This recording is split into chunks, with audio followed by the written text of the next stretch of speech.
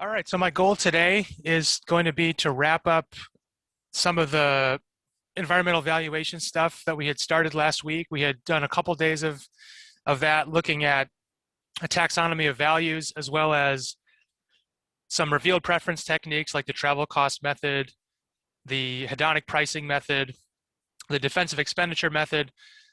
We didn't yet talk about stated preference in detail, so I want to hit that today. Talk about some of the ways that that's done and some of the issues with it, but also some of the advantages of it.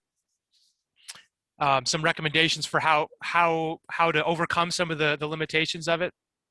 We'll get to some of that, and then that'll be sort of the last thing I'm planning to cover for the valuing the environment unit or module, and then we'll get into benefit cost, which is just a natural extension of the environmental valuation stuff, where we take the environmental values that you found, in the process of using the non-market valuation methods. You take those values, you add up all the values of the environment that you will preserve.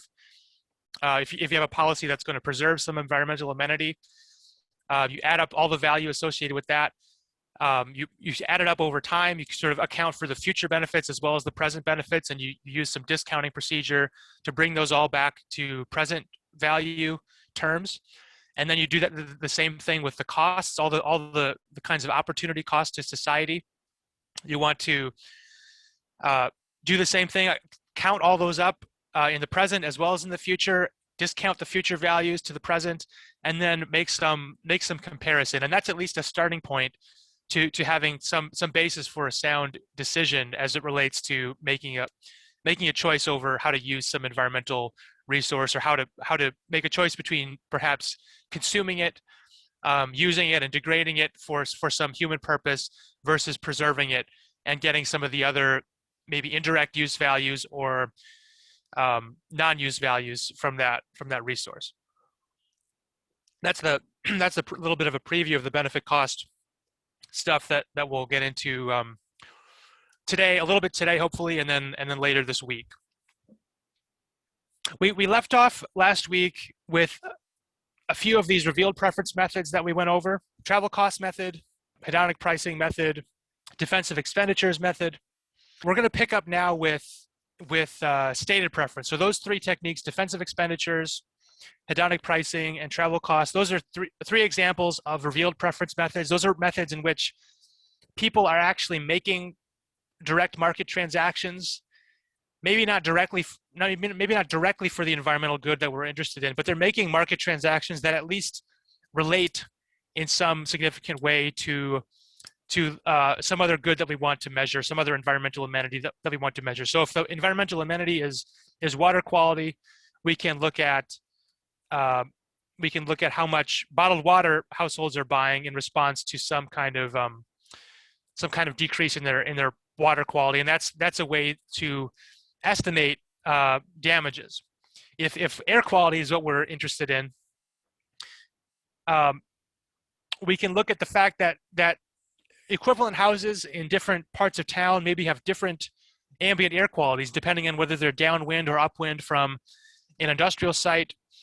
And you can take equivalent houses in those different areas that differ in terms of the ambient air quality, and you can see kind of what the price premium is for what people are willing to pay for a house that has similar characteristics but is located in the zone that has much cleaner air than a different one. And you can kind of tease out and statistically estimate what the premium is for houses that have a little bit cleaner air in the surrounding area. This is assuming that the people that are buying the houses have information about the air quality, that they're able to perceive the environmental hazard.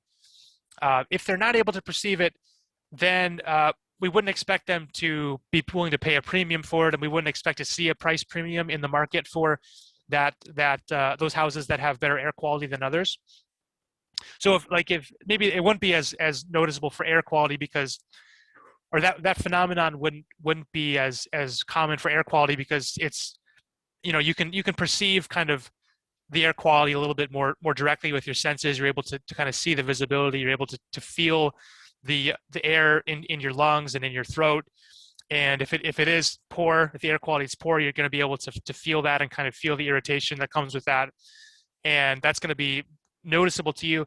But if there's some other kind of hazard, which maybe is underground, which is affecting your health in some way, but it's over a long period of time, you wouldn't necessarily expect people to pay a premium for avoiding that if they're not able to perceive it or to know that it's a hazard yet.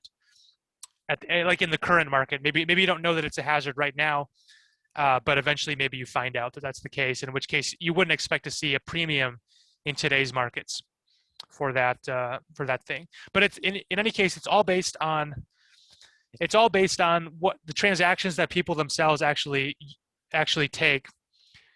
That's how we get revealed preference numbers.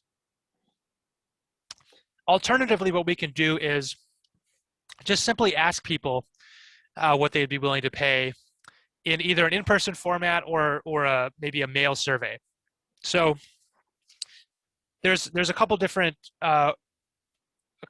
types of stated preference methods that both fall under the stated preference. One of them is called contingent valuation. Another one is called contingent ranking.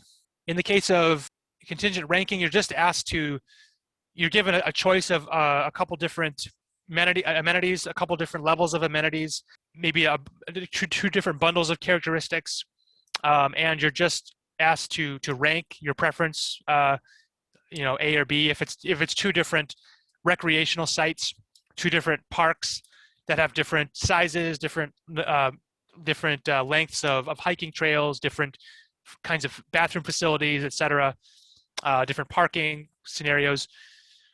A contingent ranking survey would just we give you two choices, or maybe multiple choices, and you're just asked to put them in order in terms of which you prefer.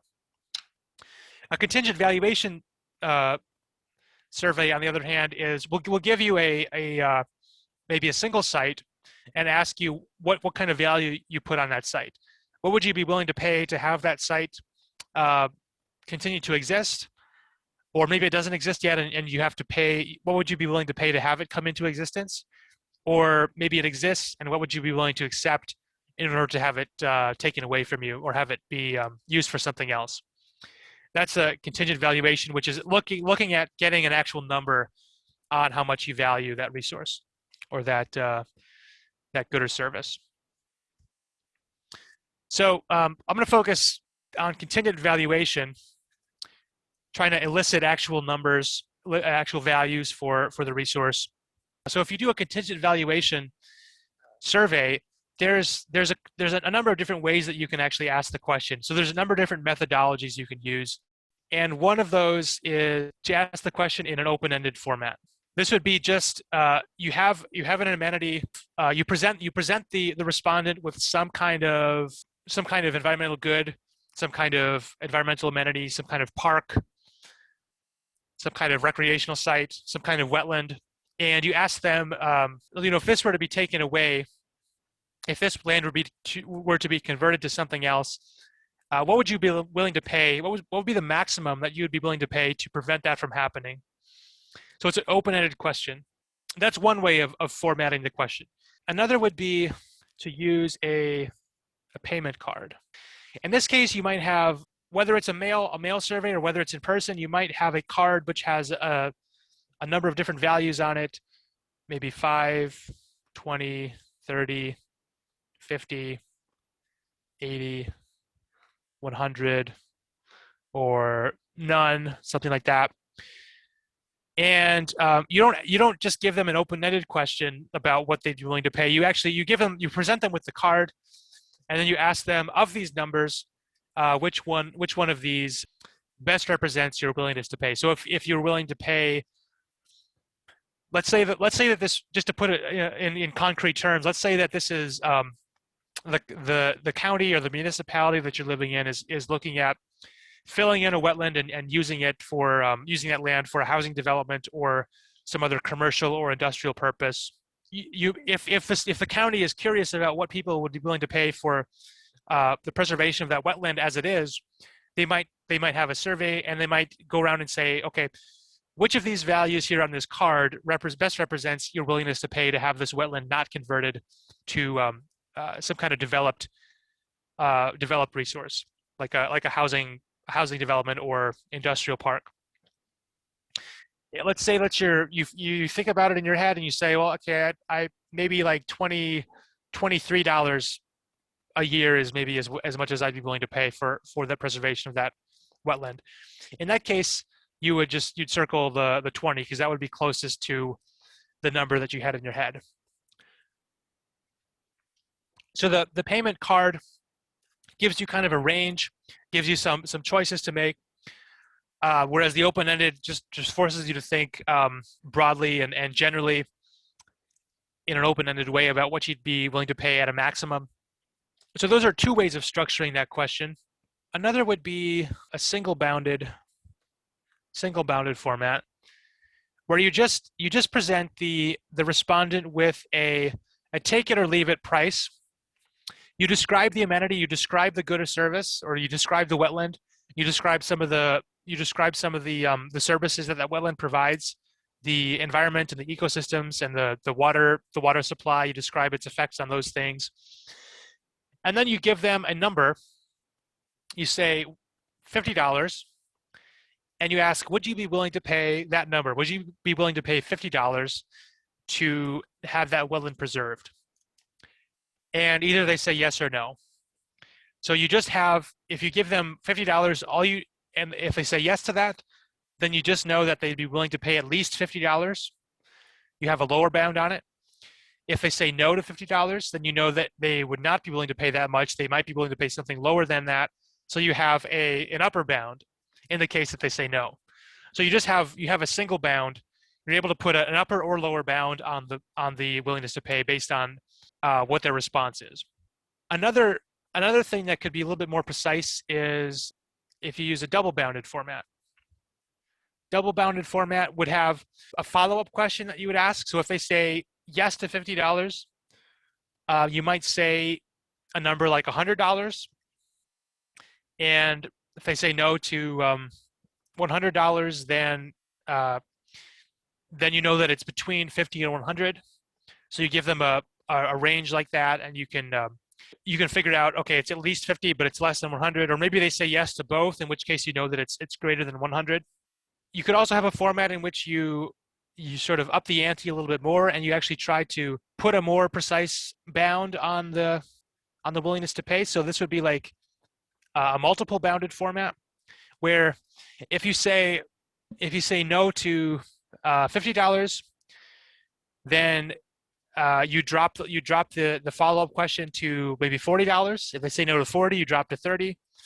If they say no to 30, you drop to 20. If they say yes to 20, then you know that it's between 20 and 30. So you can actually narrow it down and come up with a pretty tight bound on the willingness to pay if you can kind of ratchet down the number if they say no to the first number, or ratchet up the number if they say yes to the first number, in order to get a tighter bound on what they'd be willing to pay.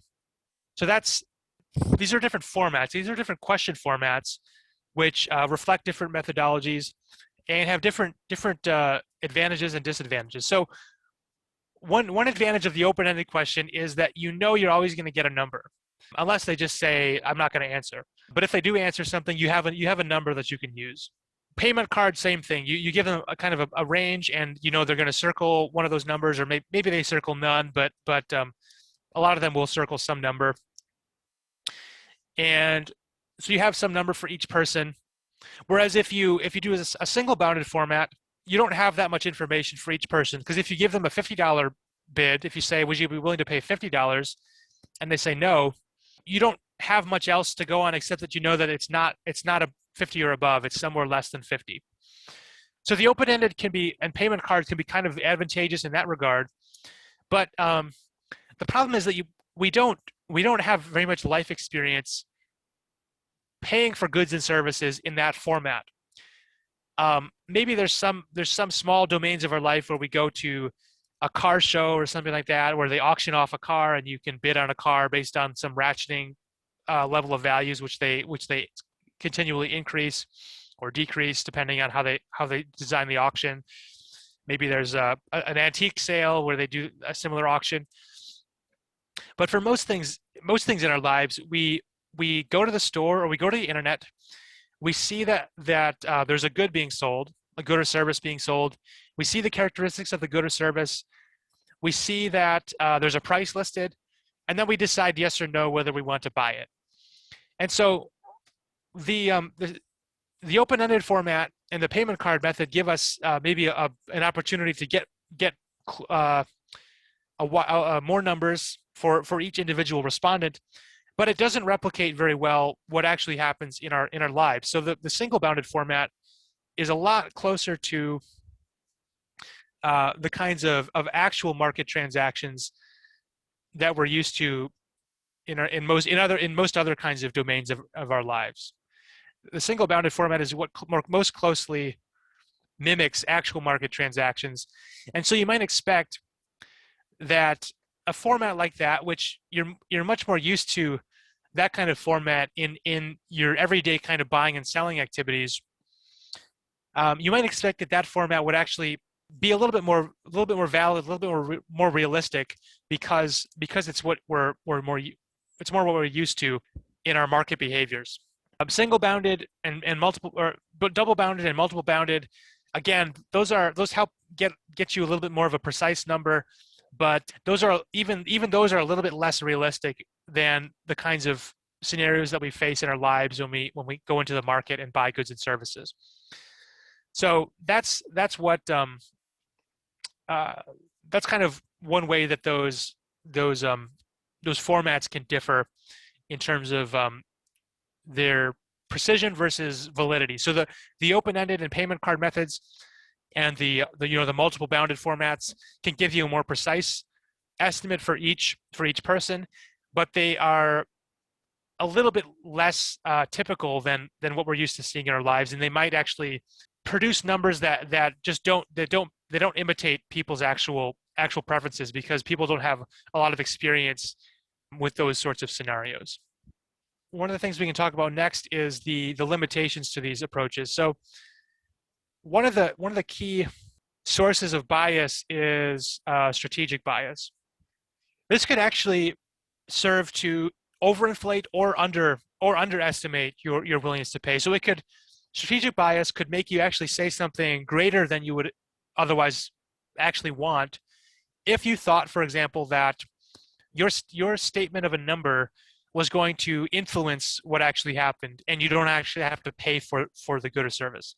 So if we go back to the wetland example, if the city is going around and interviewing people about their preferences for wetlands, whether or not they want the wetland filled in, and you go around and you ask people what they'd be willing to pay to have the wetland not filled in,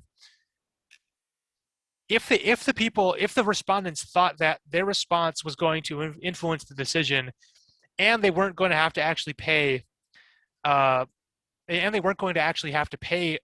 money that they said, then they would have an incentive to say a higher number than they actually wanted, because it doesn't cost them anything to say a higher number. They don't actually have to pay the amount. But if they say a high number, they might think that this is perhaps going to sway the city or the county government to not fill in the wetland. So they might actually say a number that's higher than they would actually prefer. On the other hand, if they know, so that could overinflate the value that they say. If they say that if they know that the value they say actually might go to increasing their taxes, if they know that their property taxes might actually go up for saying a higher number, they might actually say a number that's a little bit lower than they would prefer, because they don't want to see their taxes increase. So in either case, that could be something that underestimates the actual willingness to pay that people have. And in both cases, you have a scenario where somebody is not revealing the truth, not revealing what they would truly prefer, because they think that their answer is going to get them more or less of what they actually want. That's the strategic bias. Which that's not a problem in revealed preference methods, because people are actually are actually putting their own money at stake. They're actually paying some of the cost themselves. They're either paying a premium for a house with cleaner air, or they're actually physically getting in their car and going to visit a recreation site, spending the money and the time and the fuel to get there. And so we have some more trust in those values because they're actually costing the respondent something. Whereas with these stated preference surveys, they're not actually costing. Answering a particular way does not actually cost you anything, and so you might get different kinds of answers in that sort of scenario, as opposed to when you're actually putting your own money on the line. So that's one source of bias, is strategic bias. You might also have this phenomenon where people might be willing to just go along with the interviewer. If the interviewer is maybe from a conservation organization and they're trying to get an estimate of these values, the respondent might think that the interviewer wants to hear higher values. They might feel some social pressure to say higher values because the interviewer has those preferences. Or maybe you just might generally be saying the number to just express a general concern for the environment. It's not necessarily that you care so much about this particular resource that they're asking about, but you just want to signal that you care a lot about the environment, you care a lot about other people, you have solidarity with environmental organizations. Your number that you say in the stated preference survey, you might be saying it as a way to kind of get favor with the interviewer, or just generally express some kind of general preference for environmental quality. In that case, you don't have to put your own money on the line, and it's not perhaps a very accurate assessment of your actual preferences for those particular resources. And that's another way that bias could come in. And that would be called yay-saying bias. Another kind of bias is range bias, which could come into play a little bit with either the open-ended, or sorry, not the open-ended, but the payment card method and the multiple bounded format method. So if we go back to this slide here where we talked about the different methodologies, the payment card method especially is going to be, you're going to be worried about range bias, because if you look at this card has a range of values from about 5 to 100. And so as a respondent, if you already are seeing that the interviewer is giving you some choices that kind of range from 5 to 100, you might think that, that might actually sort of condition you to think that a reasonable answer is somewhere between 5 and 100. And maybe you had an idea that you'd be willing to pay, say, more than 100, but when you see those numbers, you think, oh, maybe that was kind of a pie in the sky number that I had in my head before, and these are, the interviewer is kind of suggesting some of these smaller numbers, which maybe are more realistic, or what the population as a whole might have, and so maybe I want to conform to what maybe the population as a whole would assess these values at, and not strictly speaking what I would be willing to pay.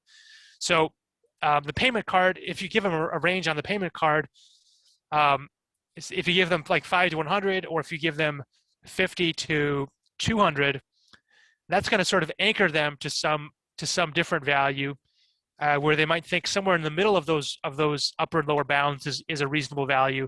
And so the place where you set those upper and lower bounds could sway people maybe to say higher and lower numbers, higher or lower numbers. If you give one population a range from 5 to 100, you give a second population that's similar a range from 50 to 200.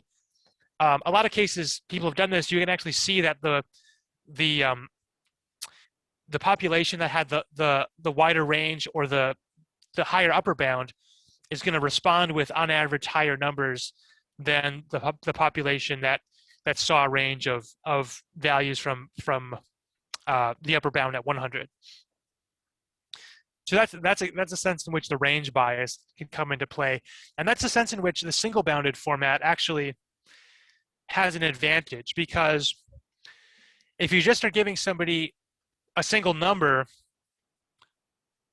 a take it or leave it offer of $50 or $30, they're not biased by a range because there is no range. There's no sense in which they're swayed to think that their number needs to fall kind of within a particular range, because they just see the number that you give them, and then they think to themselves, yes or no.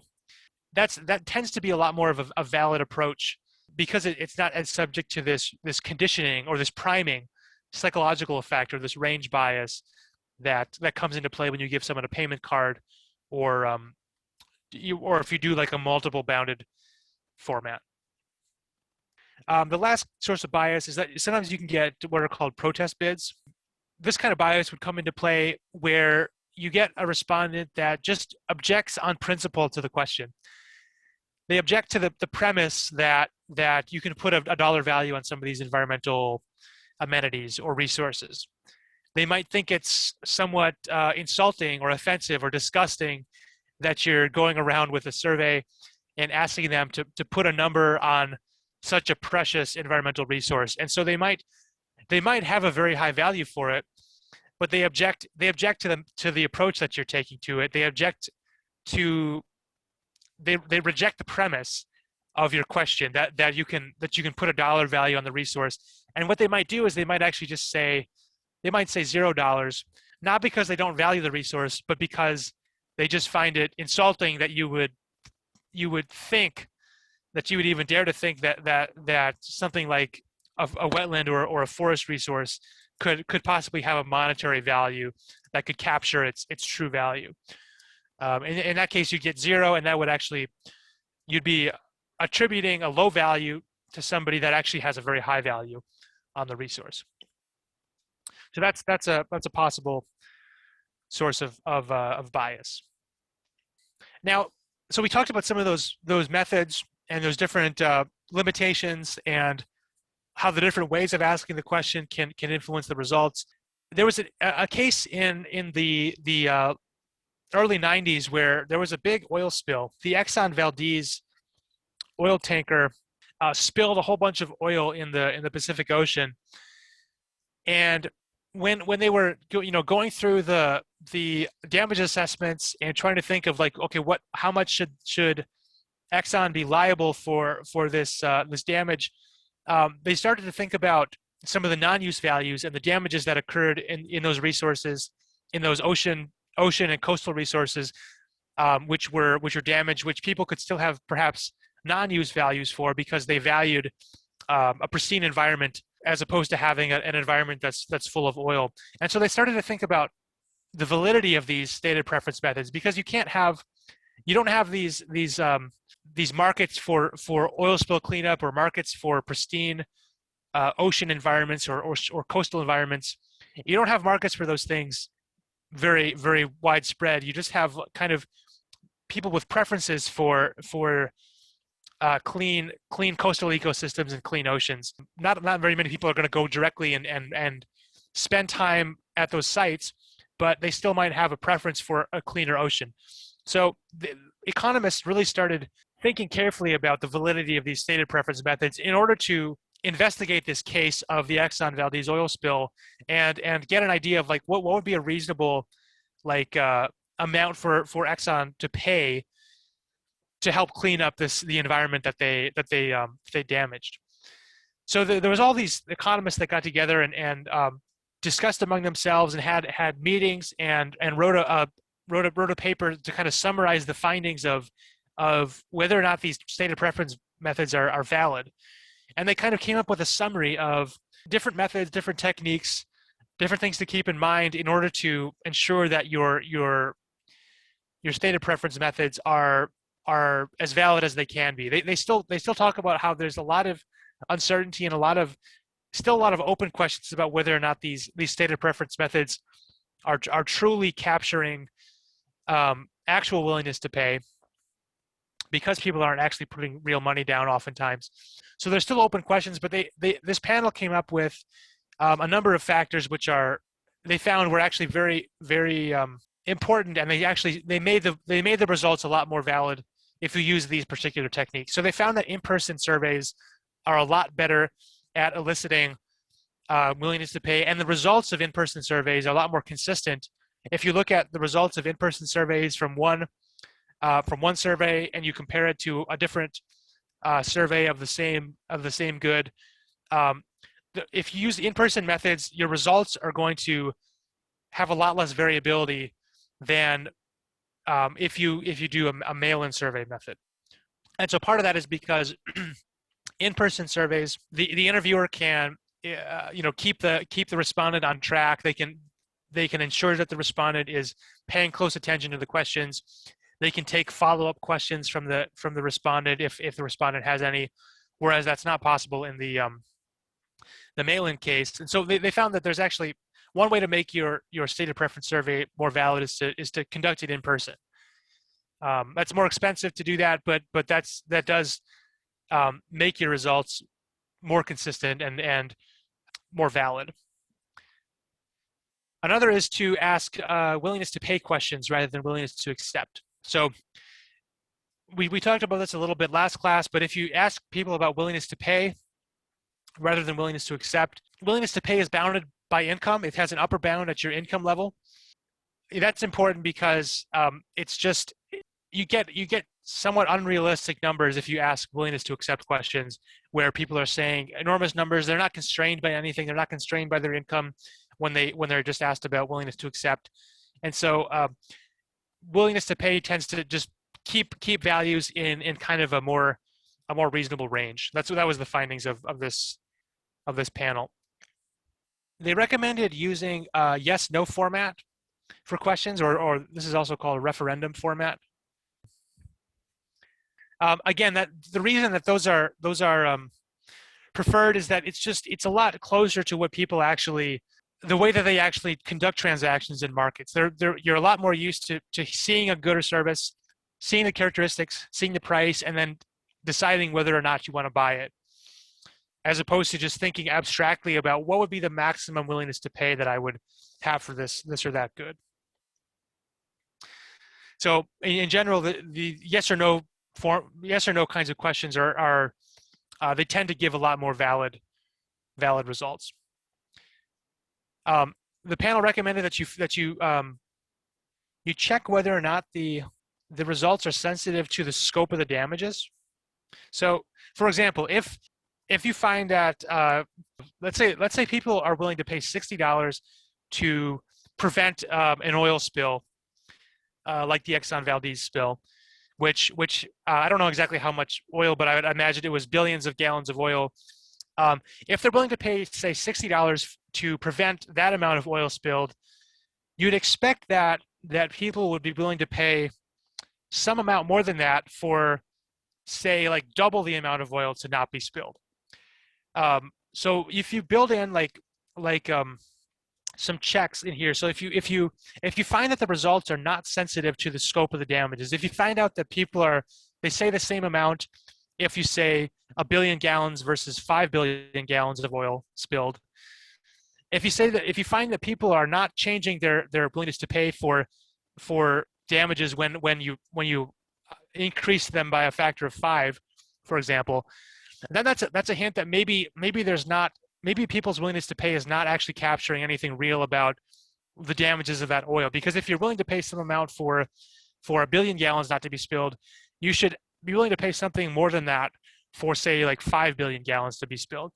And so if you can build in some check questions that see whether or not people are responding to the scale or the scope of the damages, that can give you some further hints that your results are valid. If you notice that people are kind of rationally increasing their willingness to pay when the scale of the damages goes up, that's a sign that maybe you're onto something real, and that these numbers that you're getting from people actually do reflect something real about their preferences for environmental quality. Whereas if you notice that if the number doesn't change at all, if they say $60 for 1 billion gallons and it's the same amount for 5 billion, then it's not so much that they're valuing. Perhaps it's not so much that they're valuing the actual damages of that particular oil. They're just kind of they have this vague kind of idea that an oil spill is bad, and it's not really related to the effects of the oil spill, because they have the same willingness to pay whether or not it's 1 billion versus 5 billion gallons. So that's a way to kind of check whether or not the results that you're getting are valid, is have some variation in the scale of damages or the scope of damages, and see if people's valuation changes as you vary that number. The final thing that they recommend is to remind people of the income constraints or the resource constraints. So if you're asking about the damages to this oil spill, it's helpful to remind people that if the government, if the public spends money on cleaning up this oil spill, or they spend a vast amount of money cleaning up the oil spill, more than they would have otherwise, to make it to make the environment restored and returned to the pristine condition that it was before.